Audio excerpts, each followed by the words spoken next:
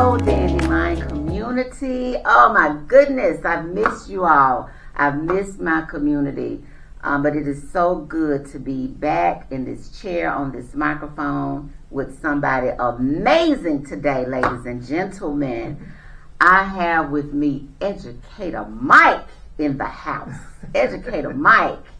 I think of Educator Mike as like an inspector, like a house inspector. Let's do it. You know how a house inspector, they come and they check the inside, they check the outside. They see things that you might not be able to see, right? They ensure that compliance and quality is happening with that house, right? All right. We've lived there so long, gotten so comfortable, we might not see the cracks. Right? We might not see the gaps. Yeah. We might not see some parts that are missing from the house that need to be added or tweaked or removed. Absolutely. So I want you all to think of Educator Mike as the educator inspector. I appreciate all right? that. Wow. Now, you may not have heard his name, but you're going to know it after today. Educator Mike. I'm going to tell a little bit about you. He's so humble, ladies and gentlemen. He gave me this little bitty bio, but he's going to talk a little bit more about who he is, okay, in just a little bit. So, Dr. Brown is a 24-year educator who brings a ton of school-based and systems-wide expertise to the Memphis educational landscape. His commitment to equity in education propelled him into school leadership as a KIPP administrator in the network's formative years. In 2013, he found a new home in Memphis, yes, and joined Tennessee's school turnaround efforts by leading one of the country's lowest performing schools to double-digit proficiency gains and level 5 growth as a principal. Snaps for that community. Brown later served as the chief schools officer, managing a local network of principals by expanding his impact school-wide as the chief schools officer for new schools for Alabama. Currently, he teaches at Vanderbilt University in the Department of Human and Organizational Development and leads the Principal Learning Center, the PLC, which provides school principals a high-rigor, high-support learning community to continue to improve their instructional vision and management. Wow. Wow. I don't know about you all, but that to me just says that this inspector knows what he's going to be looking for. Okay? Yeah. But Mike, I want you to share with the Dandelion community a little bit more about yourself. We're going to talk today about a powerful word, Ubuntu. All right. And seeing it through. Absolutely. Right? Absolutely. With Ubuntu. The dandelion, my favorite flower. I just love the dandelion so. And oh my gosh, it embodies Ubuntu with the interconnectedness. The way it nourishes and flourishes and creates growth opportunities, right? And then where it lands, it grows. It's just one of the most powerful flowers out there, and it's resilient as well. Absolutely. And I just think about that word Ubuntu and the power that it holds. I visited South Africa earlier this year and was able to visit the Nelson Mandela Museum. And when I tell you, I keep dreaming about going back. It's like I can't stop thinking about it. But that word was everywhere. Wow. When you think about Archbishop Desmond Tutu, and you think about Nelson Mandela and the work, the blood, the sweat, and the tears. Wow. And they were able to stand on their word.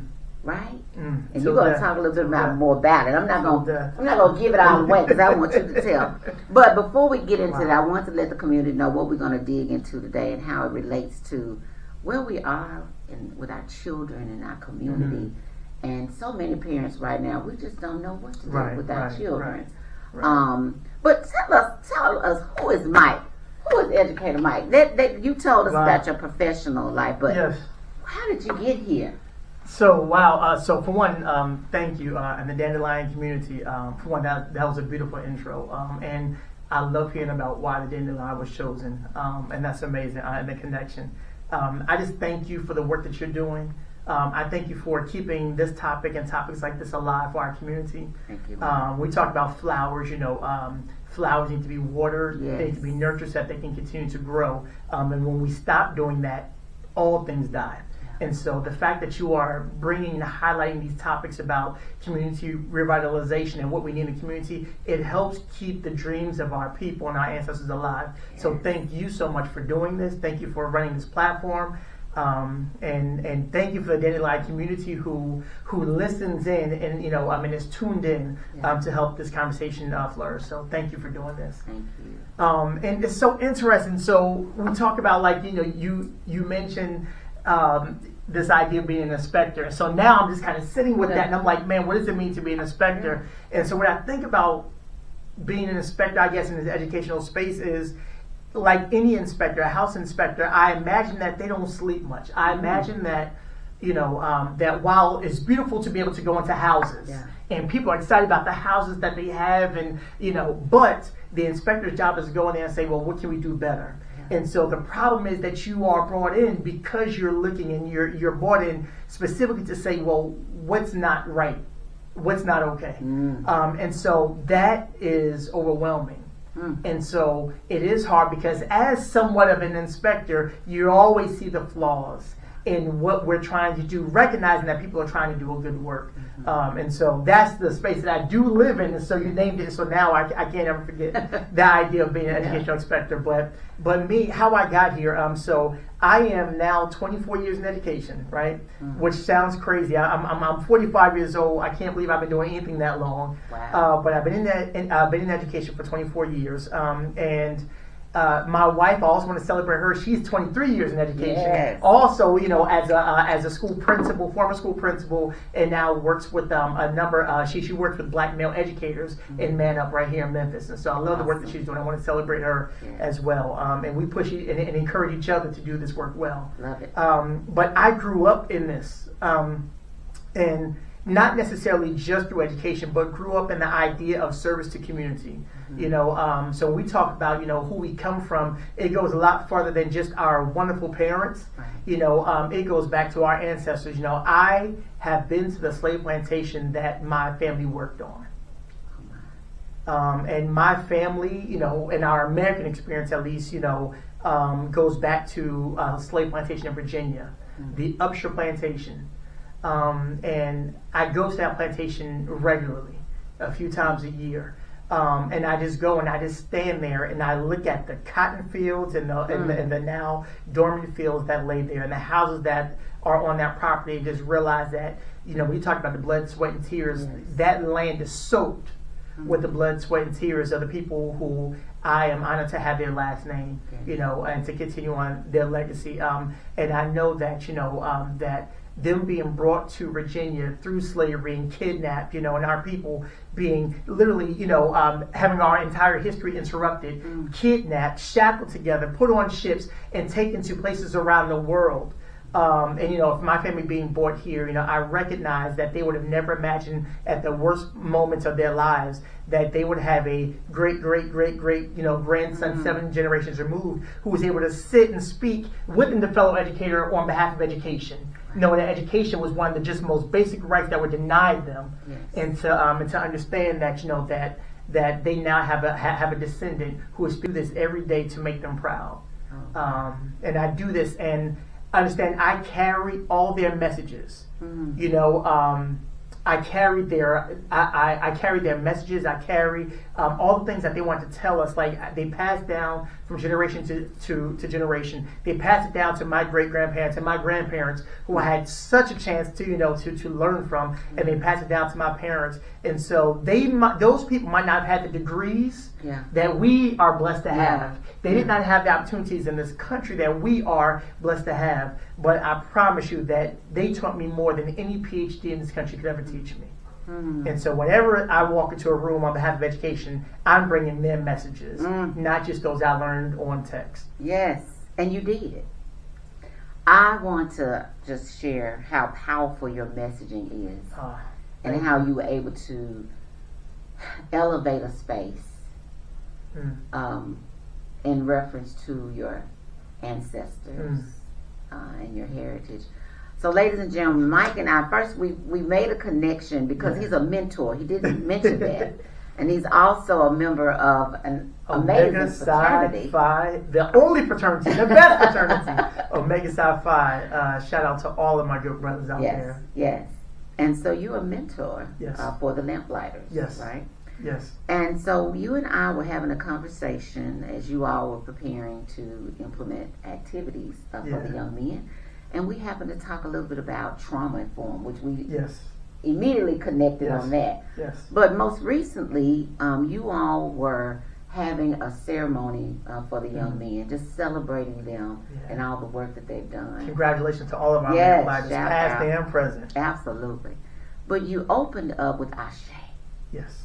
And then you talked about them giving back and reminding them of their ancestors. Yes. And you could just see their eyes light up.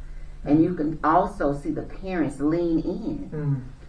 Talk to us a little bit about why that matters. You don't often hear those types of messaging, right? That type of messaging in forums or settings like that, especially with parents. Why not? And why was that important to you to say that?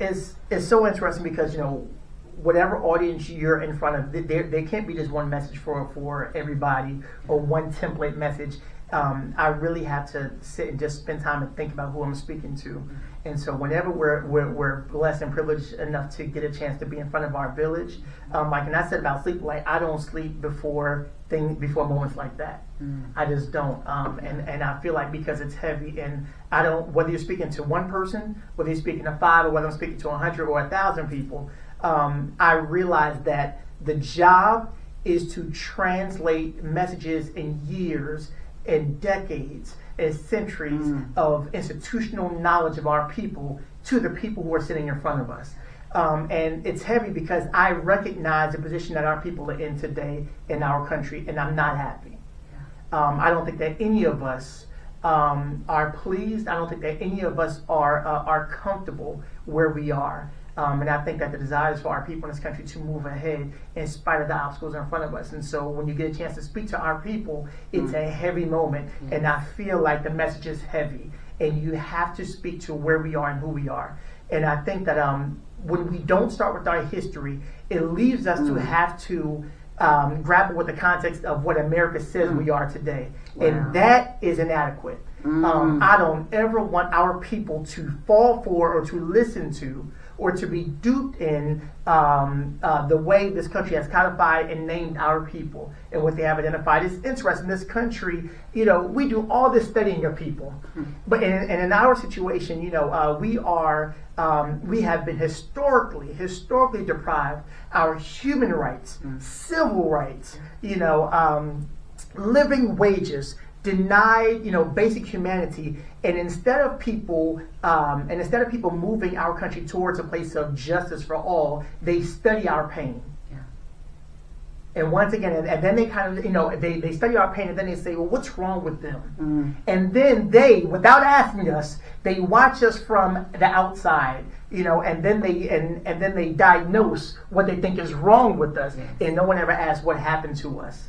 And those are two very, very different questions. What's wrong with them and what happened to them are very, very two different questions. And you come up with two different answers. When it comes to our people being in the same room, we have to first address who we are. And we have to dismiss who they say we are. And really go back to our history. And whenever we have young people, they need to hear our history. Some of them for the first time, some of them you need to hear it every single day to be reminded about who you are. And for some of our parents, we've also been told, been given a false story about who we are. And so we need to be reminded. So when we get all of our people in the same room, I feel like we always have to start off with who we are, who we were, and who gave birth to us, and whose value systems do we need to uphold. And that's why I always start with that. Powerful. It was a powerful moment. Thank you. And then you led us right into Ubuntu. Yes. And you began to speak those words and express what that meant. And I immediately thought about that correlation between Ubuntu and social emotional intelligence. Absolutely. Talk to us a little bit about your thoughts. What is your view on social emotional intelligence? And how do you see where Ubuntu Yeah. and social emotional intelligence connect, as well as when Nelson Mandela and Bishop, when they coined that, I could only imagine how they were able to dig deep. Yeah. To be able to think of beauty and grace in words, right, to be able to express in the moment of pain. Talk to me a little bit about what social emotional intelligence and Ubuntu mean to you. Okay. Well, first, and I remember when I was speaking with the mentors and the families, I would say, if you agree, say Ashe. And we say Ashe, and basically it just means, in a Christian church we'll say Amen, or Ashe, in Swahili terms, just basically means I agree, and we're on one accord. And so whenever we have our people together, getting us on one accord and agree, through agreement statements is really, really helpful. Once again, when you've been detached from your village and detached from your people, we always need to regroup, and we need to continue to state our values, what we believe, who we are, continually to restate it so that everyone in the room gets on the same page. And so it's a grounding situation. It's a grounding ceremony to bring us all together. And so that's why we always say Ashe. And if I was, if Reverend Earl Fisher was in the room, he would say, Ashe and Amen. That's how he says it in what he called the Blackest Church in Memphis. So shout out to Reverend Earl Fisher, who continues that legacy in the Black Church. But Ubuntu and social emotional intelligence. So sometimes the social emotional intelligence, we call it, we call it emotional EQ. Just like when people will say IQ, which is a measurement of, or a so-called measurement of intellectual capacity or your intellectual quotient, right? Intelligence quotient. And so we also say, EQ, which is your emotional quotient. In other words, and if IQ is how well you understand, academic concepts, and how well you fare, and what is your academic capacity to be able to understand these, advanced academic concepts, then emotional EQ, or social emotional intelligence, is the ability to be able to understand oneself and to understand oneself in connection with the world around you. And so it's really about understanding who you are socially, emotionally, understanding yourself, understanding what makes you go. What helps you, what holds you back, what makes you happy, what makes you sad. It's really doing an internal investigation of who you are. Right. And then, but that's not enough. That's the emotional part. But the social part is understanding that we do not exist in a vacuum by ourselves, but people only are people because we exist. We exist in a village of other people. We are a society, social beings, which means that everything about us, it also exists in the context of the people that we're around. And so the emotional is understanding oneself. The social emotional is understanding how one fits into the grander scheme of life, and how one fits in amongst other people in society. And so understanding yourself and understanding your purpose and understanding your place and navigating the world around you. And it's interesting because when it comes to Ubuntu, and once again, and historically our people, we have always seen ourselves not just as individuals. We value the individual, but we always place a greater priority on the collective. Right. And so when Desmond Tutu or Nelson Mandela are saying Ubuntu, and they translate that into, it's become the understanding of I am because we are, which means I do not exist in a vacuum. I do not exist in isolation, but I exist in the context of a greater society and a greater community. And so we prioritize, or our people have learned to prioritize the community over the individual. And there's an interesting concept because also even indigenous groups in America also have the very, very same concept. The indigenous people of the Australian islands, very, very similar concepts. And all these Aboriginal and original peoples in their different lands always operate with the idea of if I take care of everyone around me, no one has to take care of themselves. Which means if we're constantly taking care of everyone around, if everyone in the room is concerned about the needs of everyone else in the room, then no one has to worry about what do I eat, what will happen to me, because everyone in the room is also thinking about what will you eat, how will we take care of you. And so the idea is to break this idea of selfishness and rugged individualism that is a very, very westernized concept, but to go back to our history of who we are, which means that we prioritize the group over our individual selves. And so Ubuntu matches and is 100% aligned to what we now in the American context call social emotional intelligence, when really our people just called it village living. Yes. We prioritize the village, and the village will take care of all of its individuals. Absolutely. When you think of how that just blends right in with one another, you think about the social harmony, the empathy, right? The well-being collectively. And, you know, when you think about the society, the state that we're in now, and you think about just humanity in general, but even closer, you think about home, you think about here in this city, and how we're desiring to be back in that place. We want to, right? Children are hungry and starving for that level of nurturing and community, right? From your lens and from the work that you do, working very closely with teachers, children, and families, and the community, what do you see, right? Because I know you see a lot. Tell us, Mike, what do you see that is missing? And then, what do you see that could possibly help us come back to some of those practices that we have allowed to fall by the wayside? What do you see? Okay. So when we talk about social emotional intelligence, for one, I want to start, and I want to, before I look kind of, you know, be an inspector of the outside, I'm going to look at I'm going to look at my own situation. And just kind of, you know, and so this is a way of putting kind of all my stuff out there, so you understand where I'm coming from when I have different ideas. So I'm not from Memphis. Memphis is a newer home for me. You know, my wife and family and I, two beautiful kids, 13-year-old daughter, 12-year-old son. You know, they are growing up in Memphis, but we've been in Memphis for about a little over 10 years now, 11 years. And I come from New Jersey, and I grew up in inner city New Jersey, in a small township called Irvington, which is kind of a twin city to North New Jersey. North RNG started to, so, you know, all these areas are about 5 minutes away from each other. So about 15 minutes away from New York. So Irvington was the inner city, and I grew up in the 80s, and during the 80s in Irvington, New Jersey, Irvington and Newark Newark was ranked the third worst city in America at the time. Okay. All right. And this is also a time where, for the first time on the East Coast, we were experiencing this being inundated with street gangs. I remember watching movies when I was young, and we thought that all the gangs were in, you know, L.A. You know, the Bloods and Crips, you know, in the Midwest and Chicago and in the urban centers, you know, in the Midwest, also started to get inundated with gangs. You know, with Vice Lords and Gangs of Disciples and a different set of gangs. And then all of a sudden, in the 80s and the early 90s, gangs had hit New York and New Jersey. Our families didn't know what to do.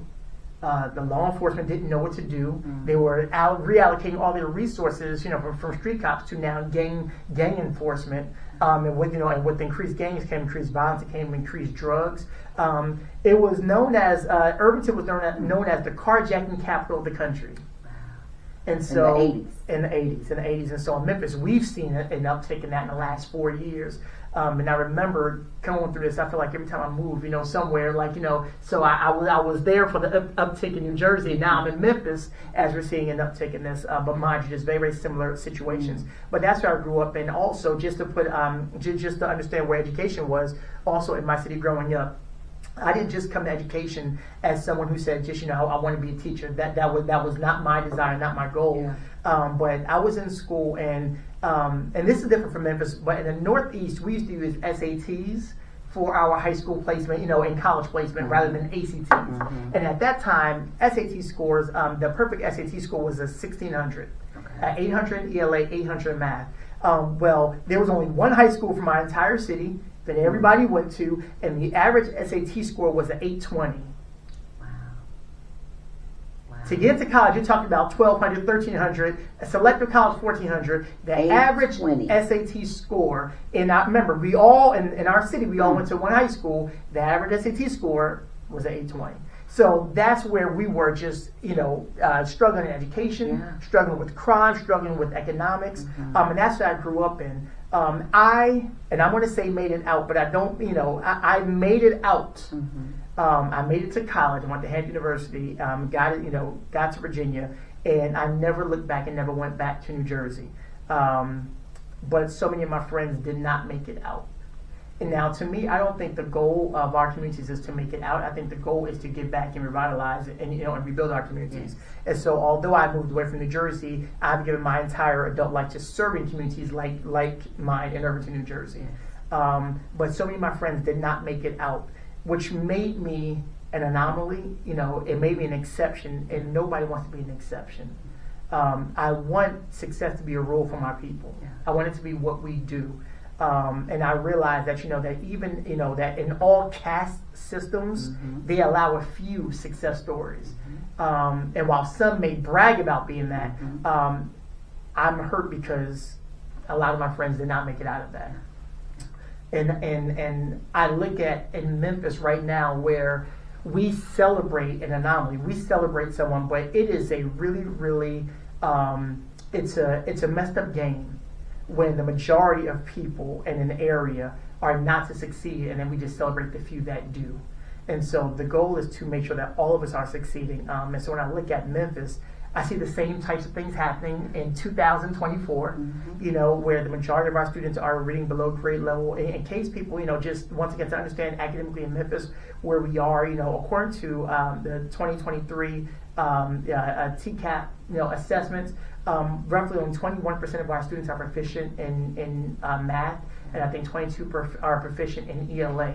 And and that means that 78% do not are not able to right now perform on grade level in the two most critical subjects. And so that's where we are, and we're struggling with it. And there are a lot of things we need to do to improve it, but we have to recognize where we are and why we are where we are. I'm looking at it, so when I look at it from our kids' point of view, our kids are struggling, and I think that our kids are not exactly operating out of the value system that we would desire for them to operate out of. I feel like, we talk about Ubuntu and censoring the community over the individual. I feel like right now a lot of our kids are growing up in what they believe is a very, very individualistic society to where it's about getting theirs. Right. Yeah. About getting theirs. And focusing on one. Focusing on themselves. Yes. And that is so inefficient. There are a number of black millionaires, and our black communities are broke and struggling. And so I don't have much care about the individual that does well, moves on. Good for you, good for your household. But when you prioritize yourself, then that's the only people who benefit. Absolutely. And the community does not move ahead because individuals do well. A community does well when the community comes together to improve the community. Absolutely. And so, and I feel like right now a lot of our kids feeling hopeless still. A lot of our kids are feeling hopeless, feel like there's a hopeless situation because they're not seeing success on a grand scale. They're seeing it in isolation, and I feel like they are still prioritizing themselves over the group. And I'll tell you how this turns out. And I think that we even promote that as well. So we ask a question, and I don't think we mean wrong, because I do the same thing. But we ask our kids, well, what do you want to do? Instead of what the society needs you to do. And I've learned how to change my question from what you want to do, because I was a drummer all my life. I wanted to play the drums. Really? But the question is, what do I want my greatest contribution to the society be? Playing the drums was no longer my answer. Let's pause right there. Yeah. So, because we are all guilty. I'm sure every parent that is listening has asked. So, what do you want to be? Yeah. Right? Yeah. Where do you see yourself? And the center of that question is always, what do you? Yeah. What do you want? What are you good at? What do you think? Right. Versus, where can you contribute in society? Absolutely. To bring about change. Absolutely. In your world. Absolutely. And that's and usually 9 times out of 10 you'll have a very, very different answer. I did not want to be a teacher. Teachers don't get paid a lot. Teachers, educators, we can all agree, we don't get paid nearly what we deserve. It's not it's not a highly professionalized. People don't have the same respect for educators as we used to have, and so this was not a desire for a lot of us. But a lot of us who go into education decide and see that there's a gap in society, and decide, once again, I want to do music. A lot of our young men want to do music. A lot of our, want to do sports. We want to do things that brings us pure enjoyment. But when it comes to what does our society need us to do, education then became one of those primary goals, because our society needed a black male in the classroom more than I feel like they needed an entertainer.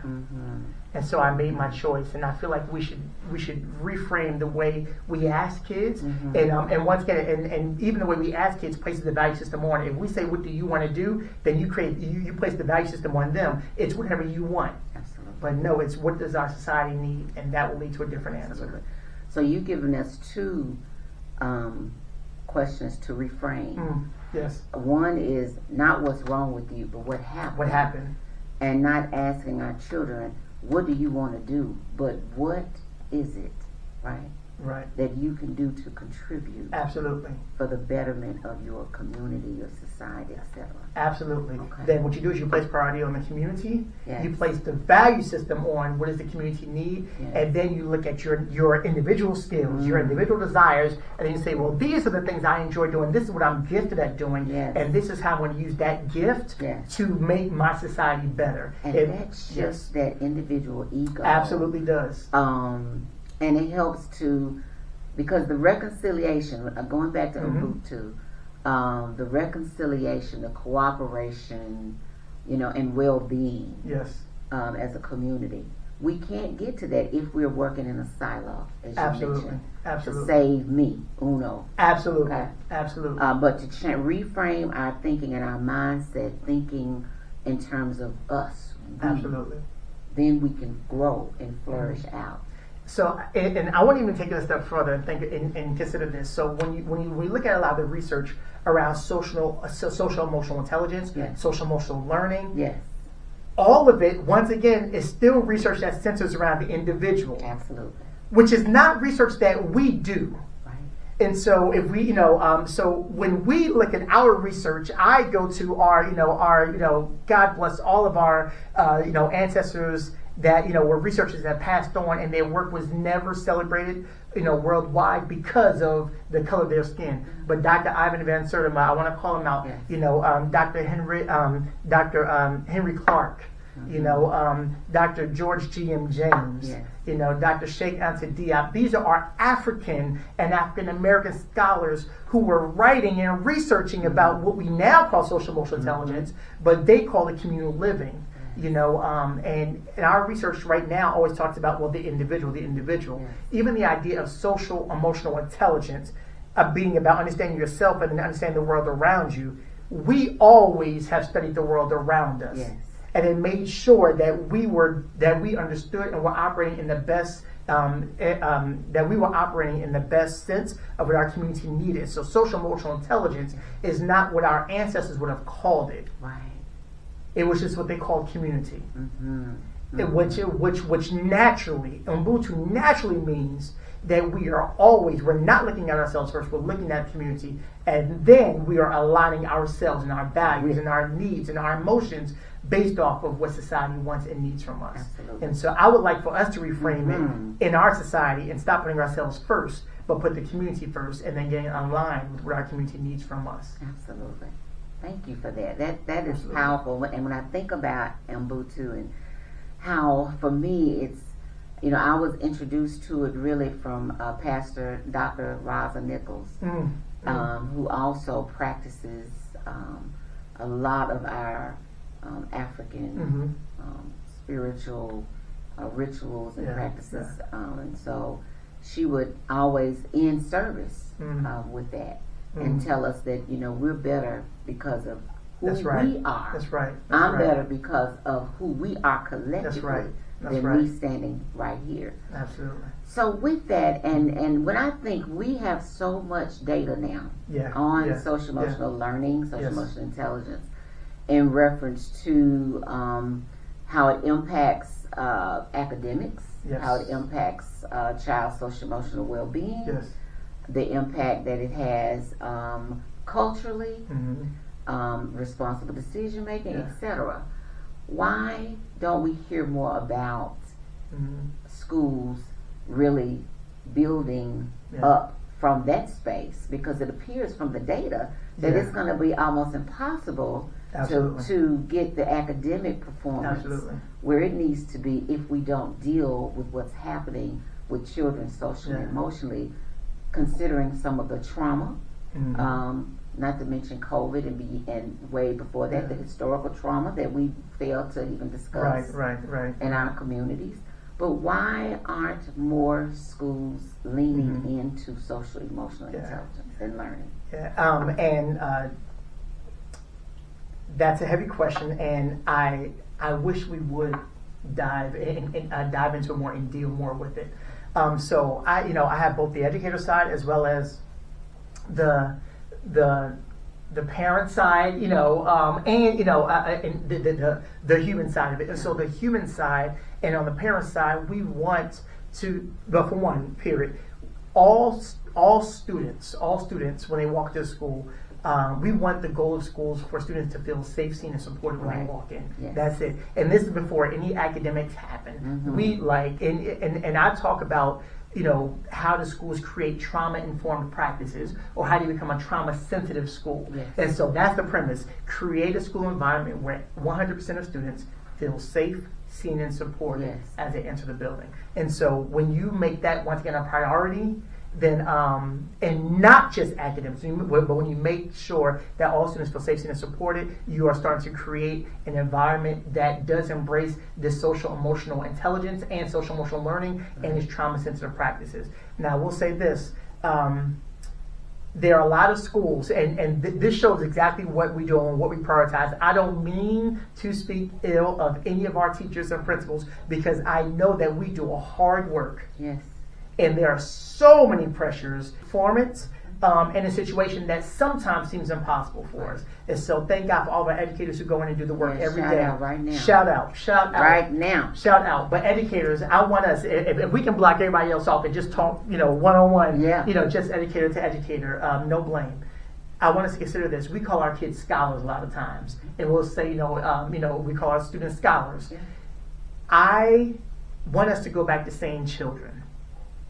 The reason why I want us to say children is because when we say scholars, then the only job of a scholar, or the only role that we have with the scholar, is to educate them. But when it comes to a child, we raise children. And if we are going to start to implement these social emotional intelligence, social emotional learning practices in schools, we have to stop thinking that our only job is to academically train them. Our job is to raise children. Absolutely. And so schools, let's refrain from the scholar, because we'll only see our job as one-sided. Our job is to do more. Our job is to raise them. And so we call them children. We recognize our job is to raise children. Absolutely. And so when we see children in the school, our job is to raise them. And so there's an academic component to that, but there's also a part where we're also helping them mature into young adults. And I did middle school. And so middle school is that weird time where they're trying to figure out who they're going to be for the rest of their lives. And so I can't just teach them science and math. I have to also make sure that our young men and our women are maturing into the young people who are going to one day run this country and run our communities, which means that the values and the morals that we also want them to have need to be embedded in our school program. And if we have them for 7 to 8 hours a day, then it is our job to make sure that we are embedding those community and those societal values in them, not just building the academic capacity.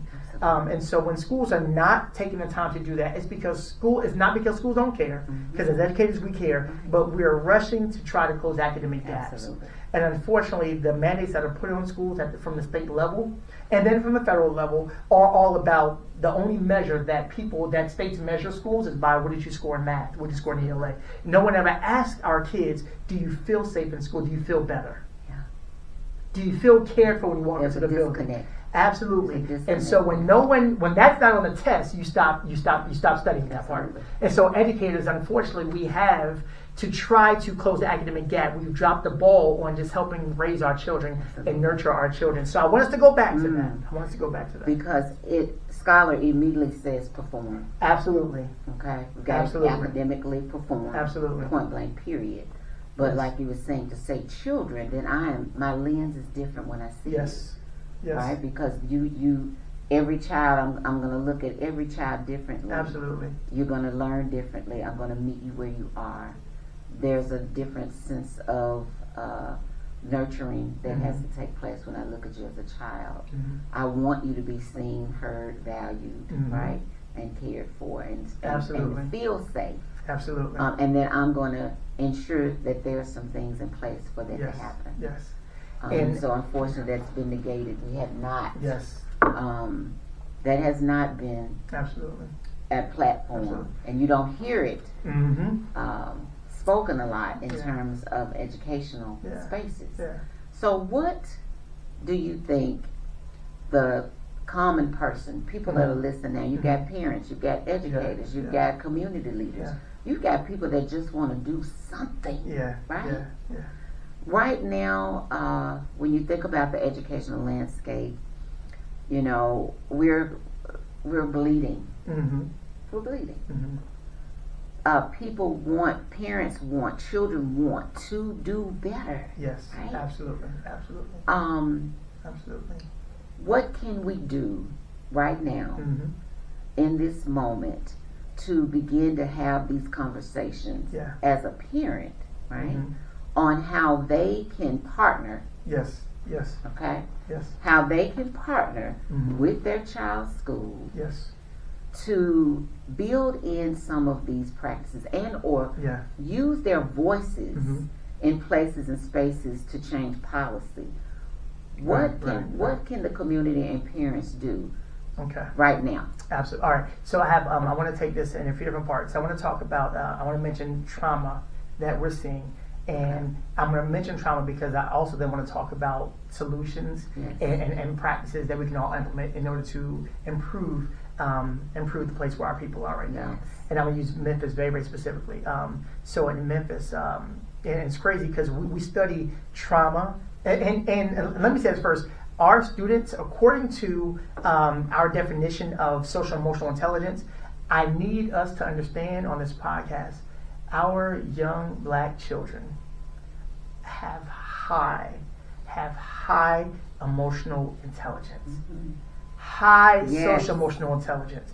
They are supreme. They are amazing. If we measured it, I mean, just the ability for our kids to survive, to walk into a room, to read the room, and to navigate their space for survival is amazing.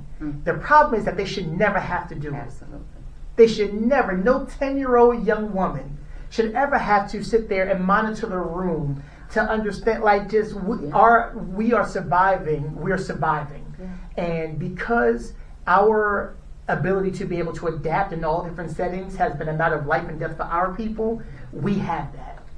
No one measures it, though. No one measures that. And a lot of the behaviors that we have that are sometimes not pleasing and not understood or misunderstood by society are adaptive behaviors to our trauma. And so I'll say it this way.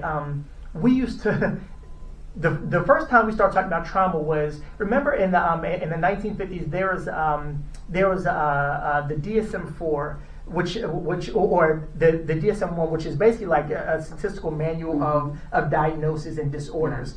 It started looking at trauma, and they first recognized it in people that were coming home from war. And so when we first started talking about trauma, it was called shell shock. And they called it soldier's heart because they were just talking about people who were coming from war.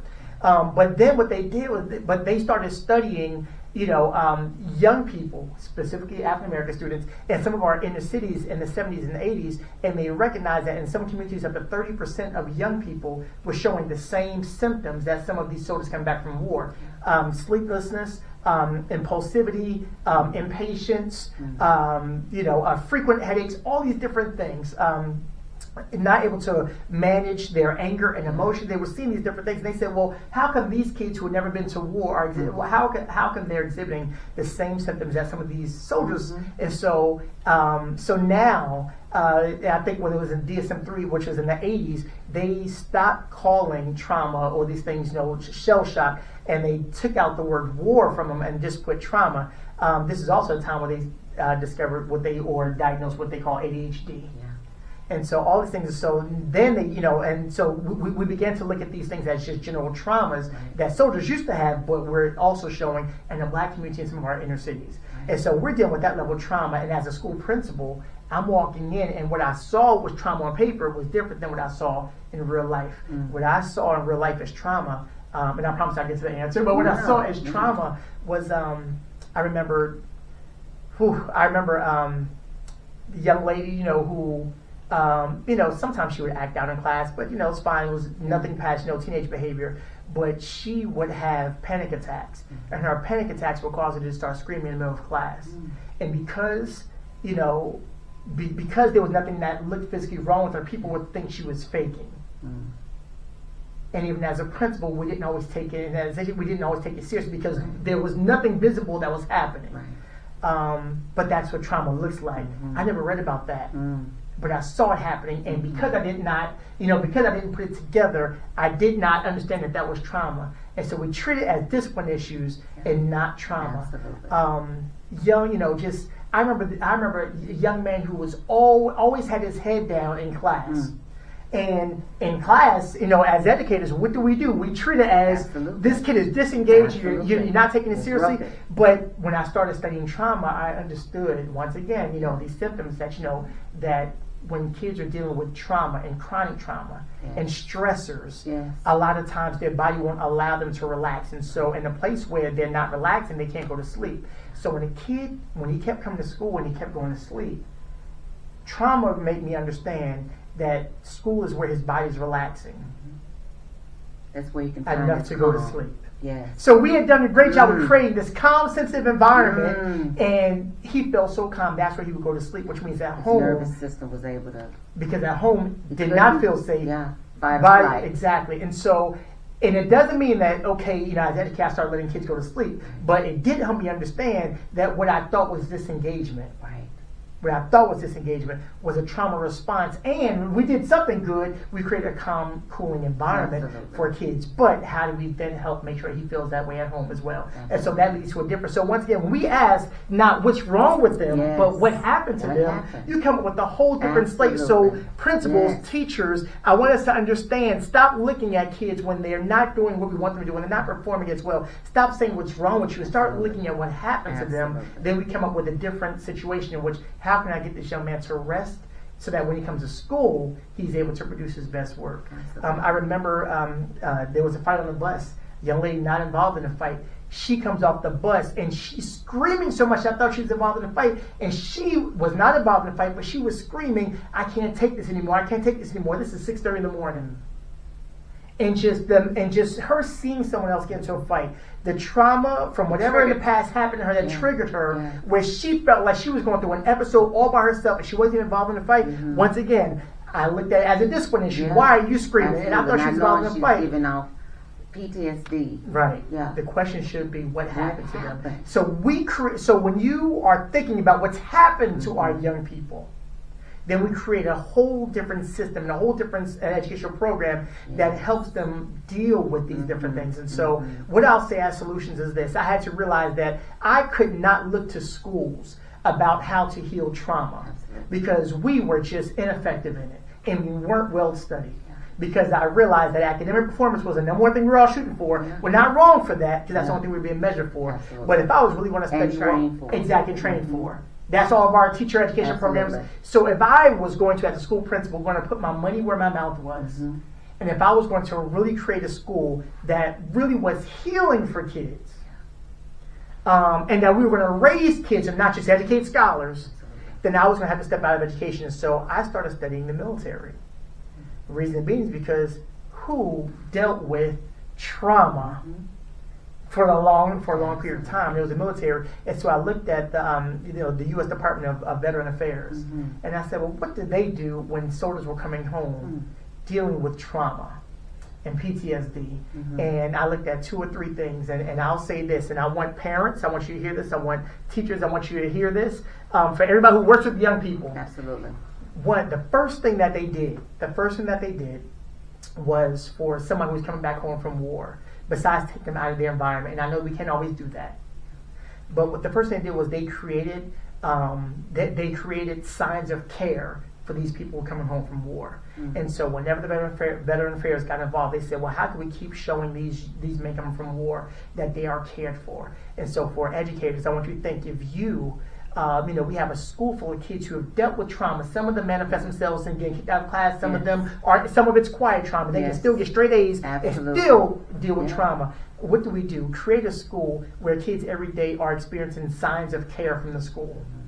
And so what can we do to show signs of care? So as a principal, here's one thing, and this is a simple thing. I recognize I want to show signs of care first thing in the morning. And so all educators have to do arrival duty, right? We all have to do arrival duty. And I know we hate it. We're like, 7 in the morning, I want to be drinking my coffee to hear, and making copies. But what I did was I recognized that, kids coming from home, no matter what kind of home they came from, some of their homes are stressful, some of their homes are peaceful. It doesn't matter. When kids come into your building, give them all signs of care. And so I took the teachers who had the best relationship with kids, who just, who had a loving disposition. I gave them the arrival duty and put them out in front and put them on the end of a corner, put them in a parking lot. And so as kids are walking or pulling up, the first teachers that they saw were the ones who were there to give them a big hug, and the ones that say, I'm so glad you're here this morning, I missed you. Starting that culture on the parking lot. So principals, teachers, because we're all doing arrival duty, we're working for efficiency.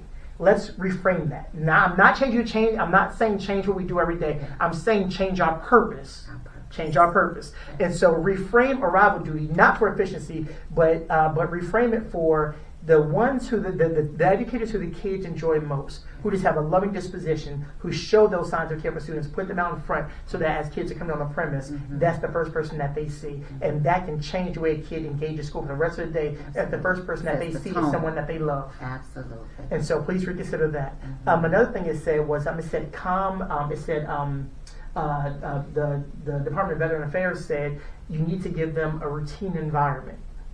Now this is interesting because home, I want you to think about it, mom and dad, if we're changing up the schedule every day when kids get home, that's traumatizing to traumatized kids. So create a routine, a time-based routine. Predictable. Yes, a routine structure that kids understand what's coming home. There are some kids who, unfortunately, because of financial, situations, they don't know that when they come home, if there's going to be a note on the door that says they can't stay here. Some kids are moving around. All that creates more trauma for traumatized students. And so just think about that routine. So parents, whenever we can create a routine, let's create a structured routine. For school, the same thing. We talked about, what we have on the whiteboard. Having the agenda up, as a teacher explaining to kids, here's what we're doing today, here's the order that we're doing, here's a time. If you have any questions, let me know. And there's some kids who that just calms them down because there's a routine structure of what I'm doing and where I'm going to be, and I can calm down. I don't have to worry about my next moment. It's going to be planned out for me, and that helps. That helps. And once again, remember, this is not what we're making up. This is where researchers have been shown to help soldiers who are coming from war in the most traumatized situations. So these are things that can help our young people. And what that means for educators is this, and I'm going to step on toes, but I'm doing this on behalf of kids.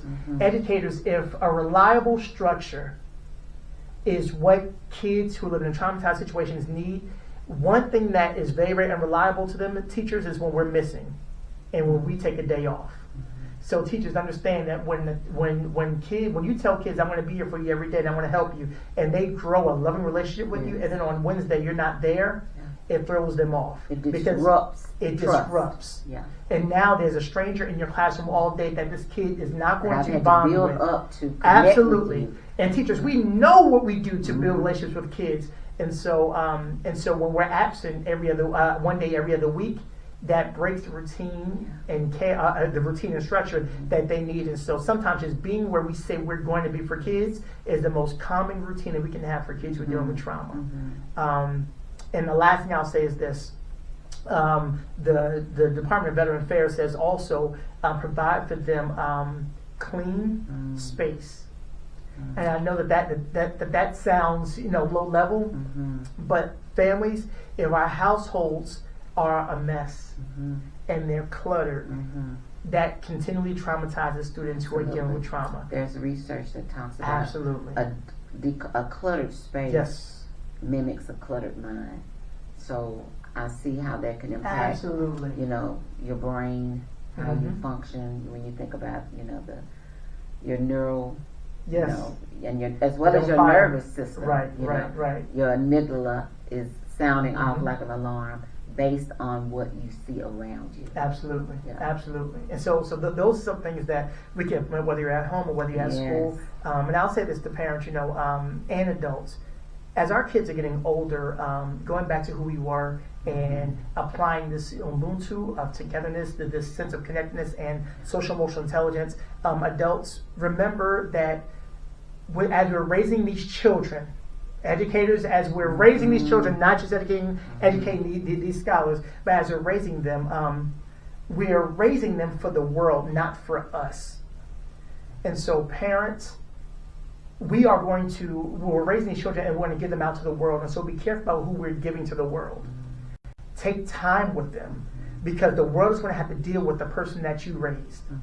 Which means that, once again, so we talk about what is your contribution to the world. As a parent, we want to do great work ourselves, but the greatest contribution we'll ever give to this world is our children.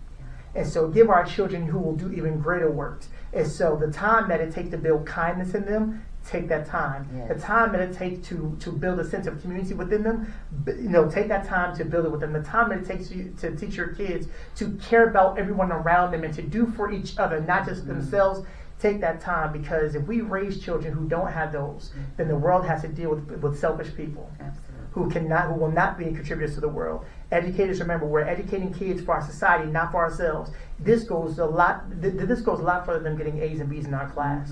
We are trying to raise the next generation of scientists, of ministers, of community leaders, of parents. Absolutely. And so raise them with care, because they need to have this moral standing. They need to have this social emotional intelligence to be able to monitor themselves and to give positively to the world. So this goes much beyond what goes in their report card. We're building humans and individuals who are going to take our humanity to a next level. So please just think about that. We're doing more than educating scholars. We're raising children. Mike, you have given us so much. My goodness, yes. I hope it helps. You have given us some firepower. I hope it helps. Absolutely. For sure. Absolutely. If we take what you share with us, we should pass the inspection. For sure. That's the prayer. That's the prayer. I think of, and we're about to close out, but thinking of that, it made me think of also how we often think that it doesn't start until a child starts elementary school, but it starts way before that. When we think of infant mental health, absolutely, it starts, preconception. So as we think about trauma and think about how we can begin having these conversations with our children and having a different mind shift. That's right, of how we think of school, even from the educator perspective as well as the parent. Absolutely. And educators, I'm going to also add one more, and that is self-care and self-compassion, because compassion fatigue is real. That's right. And we can't show up for children if we're not showing up for ourselves. So in that space of social emotional intelligence, self-awareness being that first competency, be aware of how you are showing up. And then get help.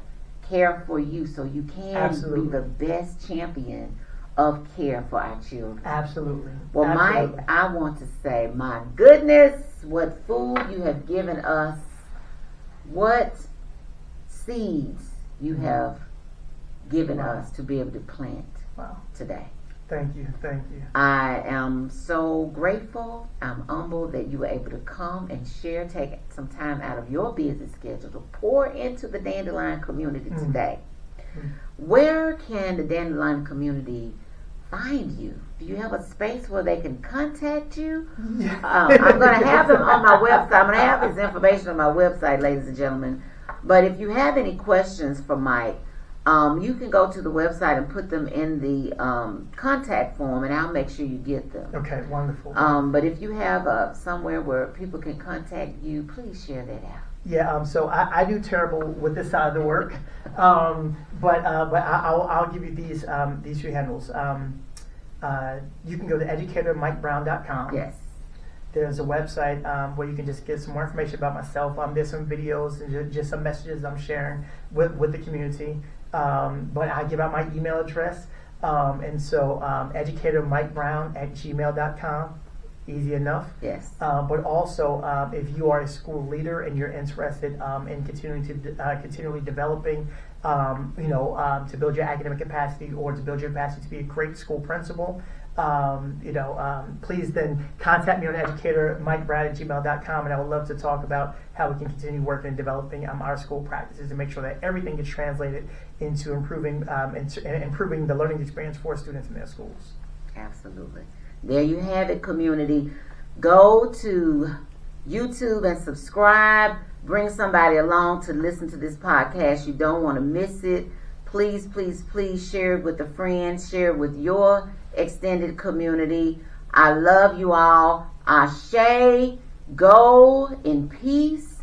Live out those principles that we talked about today, starting right now. Ubuntu to you, and see it through. Until we see each other again, community. I love you, and there's nothing you can do about it.